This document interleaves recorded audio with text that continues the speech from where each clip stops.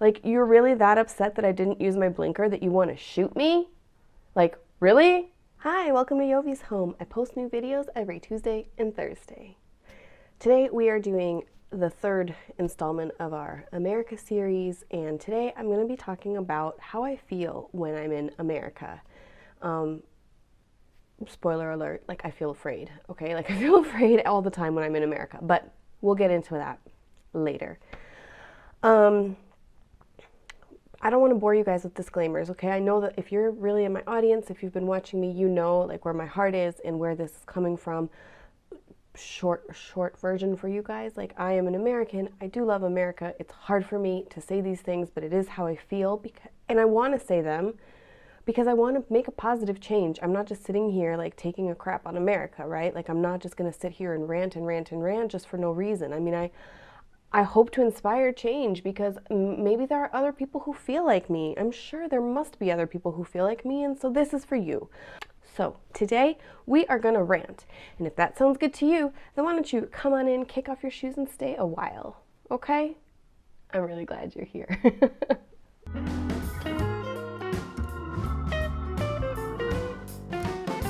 Okay, you guys, so I've been thinking about this topic for a really long time. I want to make a video about, I want to talk about how I feel when I'm in America and why I feel like that, you know.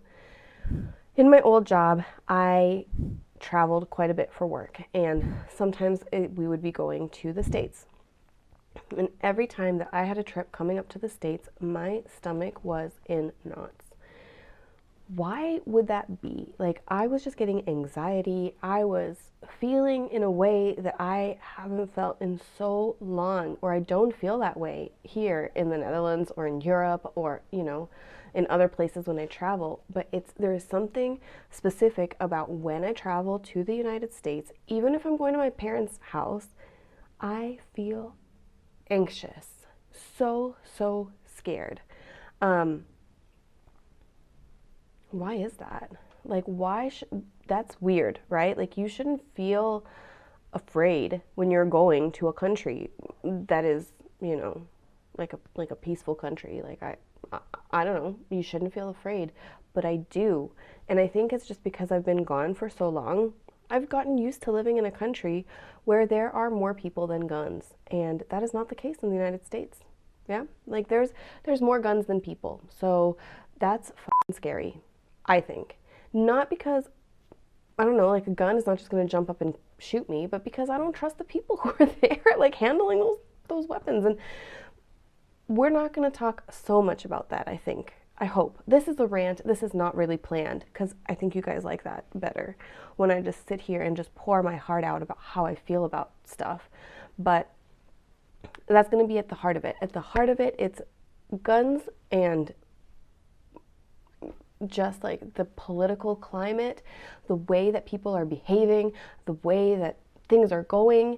It is just like a recipe for disaster, and I am scared to be in that vicinity when that's what's happening. So let's see, I made a couple of notes to try to be a little bit organized, but not too organized. So let's see. Okay, let's see what's in my brain. Let's leave the guns topic for a minute, okay? Because I know that there are probably going to be Americans that watch this and are like, it's in our amendment rights and blah, blah, blah. Whatever, okay? Let's leave that aside. One thing that I'm also really afraid of when I go to the United States is its crumbling infrastructure. I most recently went to New Jersey for a conference.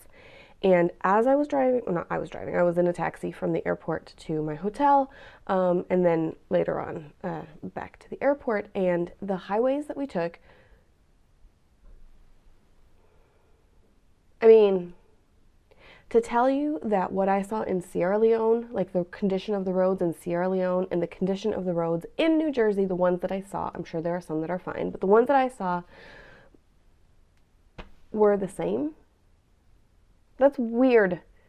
That's weird. And I really did not feel safe. And every time we would be like on the highway, there are like overpasses, you know, like where people can, yeah, like a little bridge, like not a bridge, but yeah, you know what I'm talking about. You're on the road and there's like a thing above you.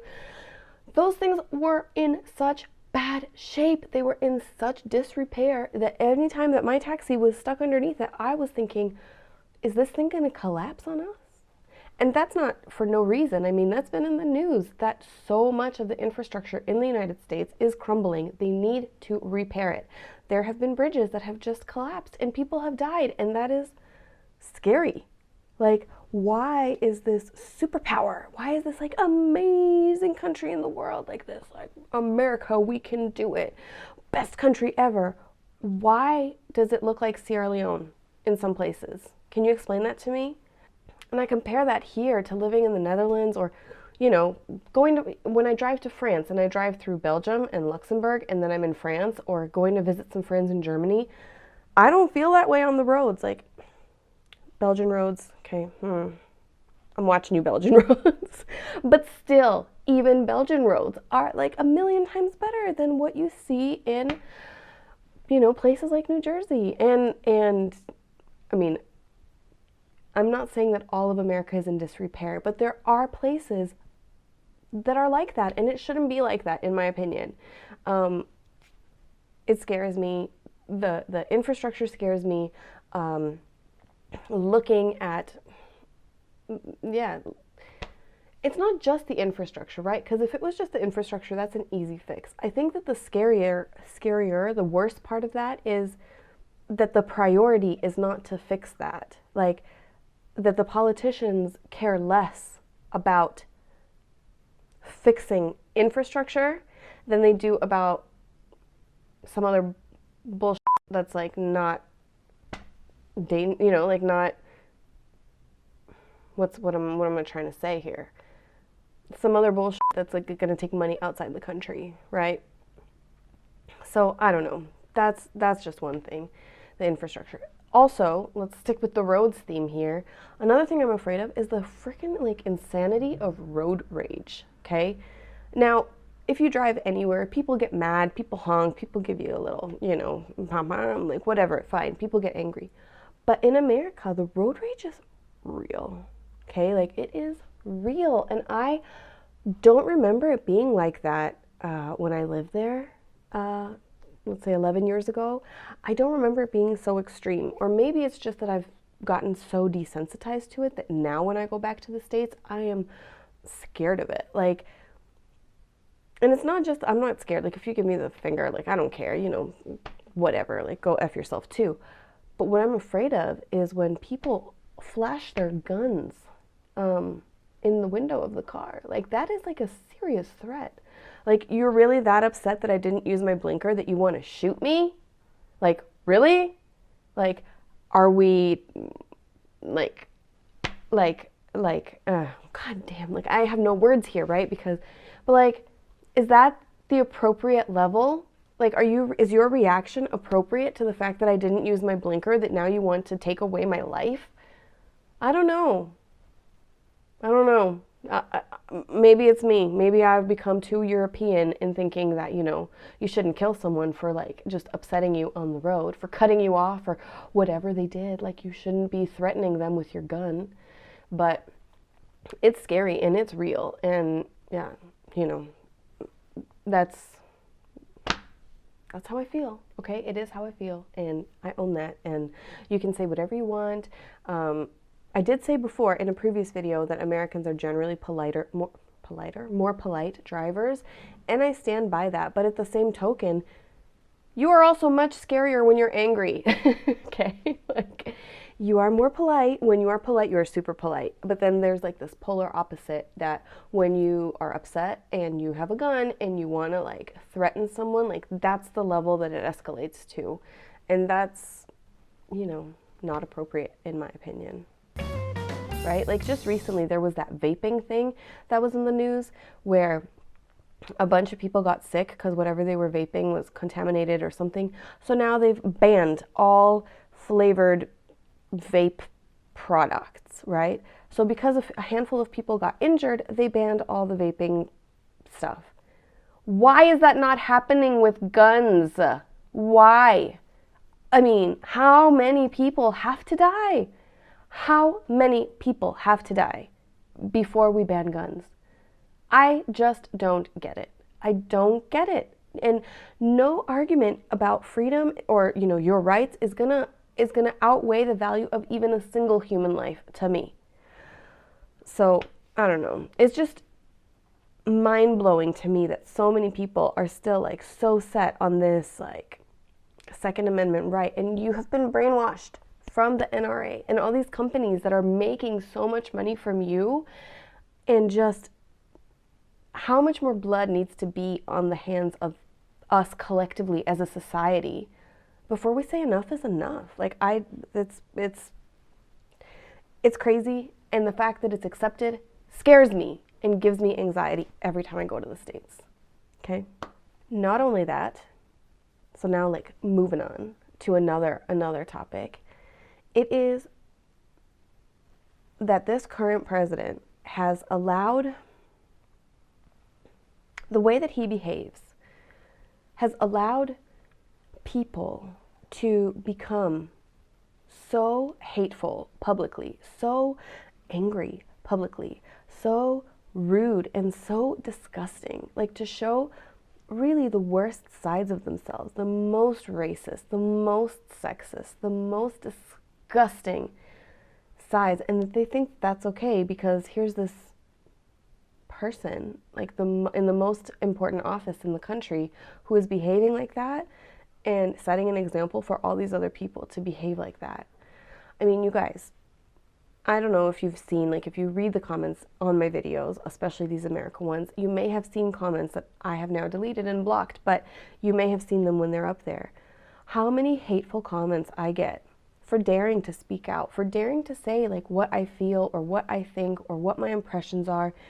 How many times I've been told that people wish that I would just get raped, and how many people think that I should die, how many people think that I should kill myself, that they're glad that I'm gone, that I am a traitor to the country, that I'm all of these horrible, awful things for just saying my opinion, and then when you think that people like that who are so confident to say these kind of things to me and to everyone else, like dares to speak out or share their opinion or has a different view, can you imagine if I was based in the United States and I was saying these things? Like, I would literally be afraid for my life. I would be afraid that somebody would come and shoot me. And people that say these horrible, hateful, awful things are allowed to just go into Walmart and just buy a gun like willy-nilly. That's easier to buy a gun than it is to get a driving license. Like, how is that not scary? Like, how is that not terrifying that you're allowing, in my opinion, mentally unstable people access to weapons that can really, that are deadly weapons, I just don't know how you cannot be afraid of that. And, maybe people who are living in the United States have become desensitized to that, or you've just become accustomed to living with like a certain level of fear and anxiety in your day-to-day life.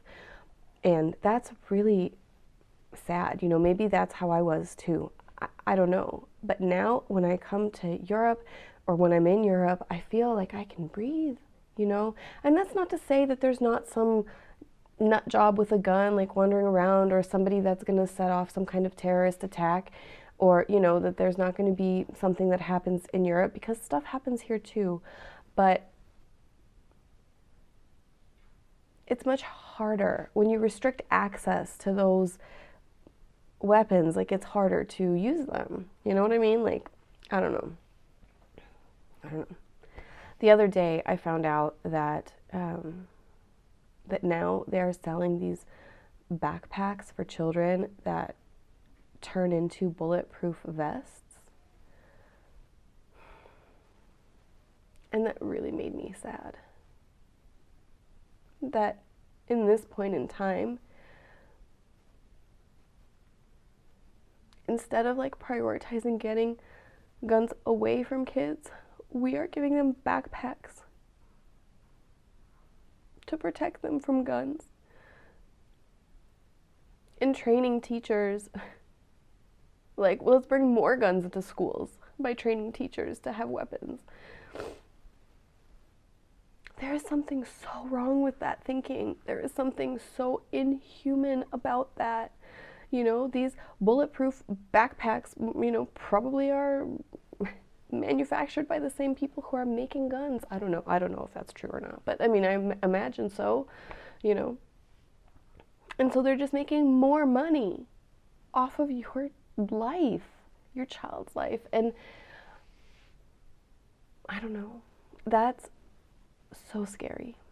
I just feel like there's these rising tensions. You are getting people who are just like, you have these people who have this like pure vision of like what it's supposed to be, and then these other people who think that they have a pure vision of what it's supposed to be. And the fact that they are not able to have a conversation anymore, that we are not able to speak about things like human beings, like person to person. And even if you disagree with what I have to say, like I'm open to hear with what you have to say, as long as you're not telling me to go get raped or to get killed. Like, I'm okay with having a discussion with you, you know. We can agree to disagree, you know. We are adults, hopefully, and we can have a constructive conversation, right? But I don't see that happening as much anymore. It's just immediately people go from like 0 to 100. Like, there's this like level that like, I don't know, you're either with us or against us, you know, you're either part of it or you're not part of it. And the fact that there's like that we're losing the ability to have a dialogue, what does that say about us as human beings, like as people, as adults, that we cannot have a dialogue about really important high level issues that affect all of us, that affect the society, that affect our future, that affect the future of our kids.